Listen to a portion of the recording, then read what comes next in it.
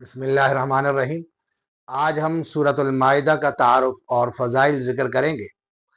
اس کی وجہ تسمیہ یہ ہے کہ المائدہ عربی زبان کے اندر دسترخوان کو کہا جاتا ہے۔ اس سورت کی آیت نمبر 113، 14 اور 15 کے اندر مائدہ کے نزول کا ذکر کیا ہے۔ اس حوالے سے اس سورت کو سورۃ المائدہ کہا جاتا ہے۔ حضرت عیسیٰ علیہ السلام کے حواریوں نے حضرت عیسیٰ علیہ السلام سے یہ عرض کیا کہ کیا اللہ تعالی ہمارے اوپر آسمان سے دسترخوان اور کھانا نازل کر سکتا ہے؟ یعنی ہمارے لیے اگر اللہ تعالیٰ یہ نازل کرے تو اس میں اللہ تعالیٰ کی کوئی حکمت مانے تو نہیں ہے۔ تو حضرت عیسیٰ علیہ السلام نے اللہ تعالیٰ سے یہ دعا کی کہ ہمارے اوپر آسمان سے دسترخوان کھانے کا بڑا ہوا نازل فرما۔ اللہ تعالیٰ نے اس کے جواب میں یہ فرمایا کہ میں وہ نازل فرماؤں گا، فَمَن يَكْفُرْ بَعْدُ مِنْكُمْ، اور جس نے اس کی نافرمانی اور ناشکری کی تو میں اسے ایسا عذاب دوں گا جو کسی کو نہیں ملا۔ اس دسترخوان کے نزول کا ذکر ہے۔ اب یہ نازل ہوا یا نہیں، اس میں مفسرین کرام کا اختلاف ہے۔ بعض مفسرین کرام کی رائے یہ ہے کہ یہ دسترخوان نازل ہوا اور انہوں نے ناشکری کی اور احکامات کی خلاف ورزی کی، ذخیرہ دوزی شروع کر دی، اور جن کے لیے کھانا ممنوع تھا انہوں نے بھی کھانا شروع کر دیا۔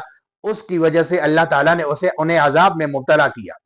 اور بعض مفسرین کی رائے یہ ہے کہ حضرت عیسیٰ علیہ السلام کی دعا کے جواب میں جب اللہ تعالیٰ نے عذاب کا ذکر کیا تو وہ حواری باز آگے اور انہوں نے کہا کہ ہمیں اس کی ضرورت نہیں ہے، ہو سکتا ہے کہ ہم اس کا حق ادا نہ کر سکیں۔ بہرکیف دونوں صورتوں میں اس دسترخوان کے نزول کا ذکر اس صورت میں کیا گیا ہے، اس لیے اسے سورۃ المائدہ کہا جاتا ہے۔ یہ بڑی فضیلت والی صورت ہے۔ اس کے اندر بڑے تفصیلی احکامات معاشرتی اور سیاسی زندگی کے بیان کیے گئے ہیں۔ رسول اللہ صلی اللہ علیہ وسلم کا فرمان ہے کہ اپنے مردوں کو سورۃ المائدہ سکھاؤ اور اپنی خواتین کو سورۃ النور سکھاؤ۔ حضرت عمر فاروق رضی اللہ تعالیٰ عنہ کا فرمان ہے کہ سورہ بقرہ، سورہ نساء، سورہ مائدہ، سورہ حج اور سورہ نور پڑھا کرو، اس لیے کہ اس میں اللہ تعالیٰ نے فرائض بیان کیے ہیں، یعنی بہت سارے احکامات ان صورتوں کے اندر بیان کیے گئے ہیں۔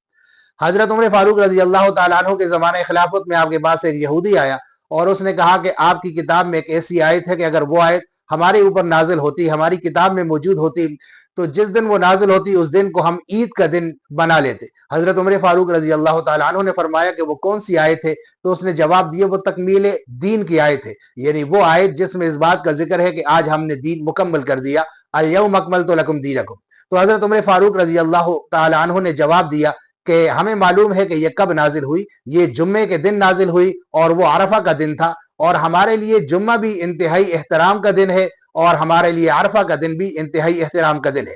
گویا یہودی کے کہنے کا مقصد یہ تھا کہ یہ بڑی فضیلت والی آیت ہے، اور یہ فضیلت والی آیت اسی سورۃ المائدہ کے اندر موجود ہے۔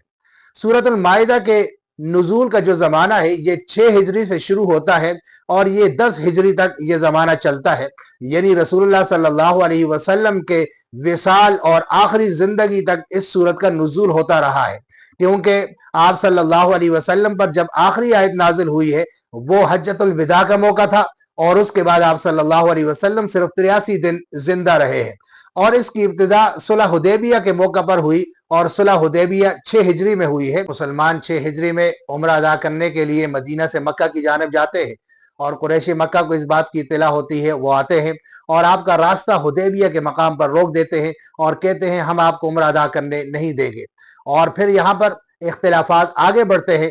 بالآخر قریش مکہ بھی صلح کرنے کے لیے مجبور ہو جاتے ہیں، اور پھر مسلمانوں اور قریش مکہ کے درمیان حدیبیہ نامی مقام پر صلح ہوتی ہے، جسے صلح حدیبیہ کہا جاتا ہے۔ اس میں چند شرائط طے کی جاتی ہیں، ان شرائط میں یہ بات بھی شامل ہے کہ مسلمان اس سال واپس چلے جائیں گے، اگلے سال آ کر عمرہ ادا کریں گے، اسے صلح حدیبیہ کی شرائط کہا جاتا ہے۔